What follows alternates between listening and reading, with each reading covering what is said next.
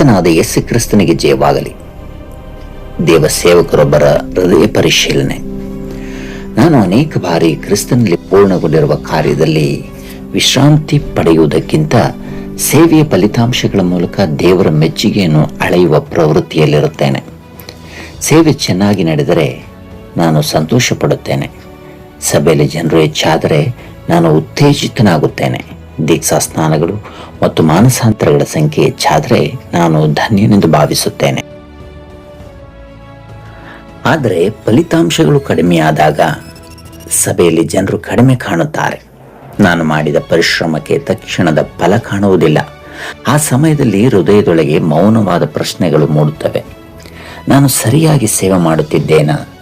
ದೇವರು ನನ್ನಿಂದ ಸಂತೋಷವಾಗಿದ್ದಾನ? ಹೀಗೆ ನನ್ನ ಹೃದಯದಲ್ಲಿ ಆತಂಕ, ಸಂಶಯ ಮತ್ತು ಆತ್ಮ ಪರಿಶೀಲನೆಗಿಂತ ಹೆಚ್ಚಾಗಿ ಸ್ವಯಂ ಆರೋಪಗಳು ಮೂಡುತ್ತವೆ. ಇದು ನನ್ನೊಳಗಿನ ಕಾರ್ಯಾಧಾರಿತ ಮನೋಭಾವವನ್ನು ಬಹಿರಂಗಪಡಿಸುತ್ತದೆ. ದೇವರ ಕೃಪಾನುಗ್ರಹ ನಮ್ಮ ಕ್ರಿಯಾ ಫಲಿತಾಂಶಗಳ ಮೇಲೆ ಅವಲಂಬಿತವಾಗಿಲ್ಲ ಎಂದು ನಾನು ತಿಳಿದಿದ್ದರೂ ಸಹ ಕೆಲವೊಮ್ಮೆ ನಾನು ಆತನ ಮೆಚ್ಚುಗೆಯನ್ನು ನನ್ನ ಪರಿಶ್ರಮ, ಯೋಜನೆಗಳು ಮತ್ತು ಯಶಸ್ಸಿನ ಮೂಲಕ ಗಳಿಸಲು ಪ್ರಯತ್ನಿಸುತ್ತೇನೆ. ಈ ರೀತಿಯ ಮನೋಭಾವ ನನಗೆ ನಿಜವಾದ ವಿಶ್ರಾಂತಿಯನ್ನು ಕಳೆದುಕೊಳ್ಳುವಂತೆ ಮಾಡುತ್ತದೆ. ಆದರೆ ದೇವರ ವಾಕ್ಯ ನಮಗೆ ಸ್ಪಷ್ಟವಾಗಿ ಹೇಳುತ್ತದೆ. ಯೋಹಾನನ ಬರೆದ ಸುವಾರ್ತೆ 19ನೇ ಅಧ್ಯಾಯ 30ರಲ್ಲಿ ಯೇಸು ಹೇಳಿದನು, ತೀರಿತು. ಅಂತಹ ಸಮಯದಲ್ಲಿ ಕಲ್ವಾರಿ ಶಿಲುಬೆಯಿಂದ ಕೇಳಿ ಬಂದ ಮಹತ್ತರ ಮಾತು ನಮ್ಮ ಹೃದಯವನ್ನು ಮತ್ತೆ ನೆನಪಿಸುತ್ತದೆ.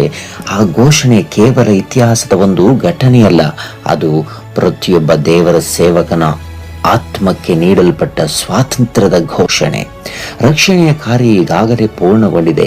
ರಕ್ಷಣೆಯ ಕೆಲಸ ಸಂಪೂರ್ಣವಾಗಿದೆ. ನಮ್ಮ ಸೇವೆಯ ಫಲಿತಾಂಶಗಳ ಮೂಲಕ ದೇವರು ನಮಗೆ ಮೆಚ್ಚುಗೆ ತೋರಿಸುವುದಿಲ್ಲ. ನಾವು ಈಗಾಗಲೇ ಕ್ರಿಸ್ತನಲ್ಲಿ ಅಂಗೀಕರಿಸಲ್ಪಟ್ಟವರು. ನಮ್ಮ ಗುರುತು ನಮ್ಮ ಸೇವೆಯ ಫಲಿತಾಂಶಗಳಲ್ಲ, ಅದು ಕ್ರಿಸ್ತನೊಡನೆಯ ಸಂಬಂಧದಲ್ಲಿದೆ. ದೇವ ಸೇವಕನಾಗಿರುವುದಕ್ಕಿಂತ ಮೊದಲು ನಾವು ದೇವರ ಮಕ್ಕಳು.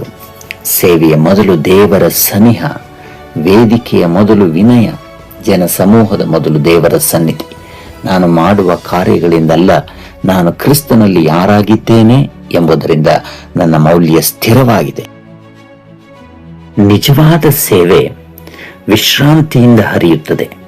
ನಾವು ಕ್ರಿಸ್ತನಲ್ಲಿ ಪೂರ್ಣಗೊಂಡ ಕಾರ್ಯವನ್ನು ನಂಬಿದಾಗ ನಾವು ಭಯದಿಂದಲ್ಲ, ಕೃತಜ್ಞತೆಯಿಂದ ಸೇವೆ ಮಾಡುತ್ತೇವೆ. ಸಂಖ್ಯೆಗಳಿಗಾಗಿ ಅಲ್ಲ, ಆತ್ಮಗಳಿಗಾಗಿ. ಮೆಚ್ಚುಗೆಯನ್ನು ಹುಡುಕುವುದಕ್ಕಾಗಿ ಅಲ್ಲ, ದೇವರ ಮಹಿಮೆಯನ್ನು ಪ್ರಕಟಿಸುವುದಕ್ಕಾಗಿ ಸೇವೆ ಮಾಡುತ್ತೇವೆ.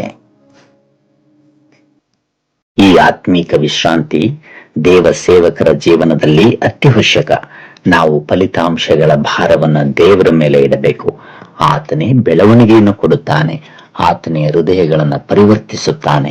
ಆತನೇ ಮಾನಸಾಂತರವನ್ನು ಉಂಟು ಮಾಡುತ್ತಾನೆ. ನಮ್ಮ ಕರೆಯ ಉದ್ದೇಶ ಯಶಸ್ಸಿನ ಪ್ರಮಾಣವಲ್ಲ, ಕ್ರಿಸ್ತನಿಗೆ ನಿಷ್ಠವಾಗಿರುವುದು.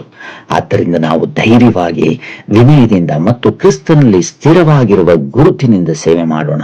ಯಾಕಂದರೆ ಸೇವೆಯ ನಿಜವಾದ ಶಕ್ತಿ ನಮ್ಮ ಪರಿಶ್ರಮದಲ್ಲ, ಕ್ರಿಸ್ತನಲ್ಲಿ ಪೂರ್ಣಗೊಂಡಿರುವ ಕಾರ್ಯದಲ್ಲಿದೆ.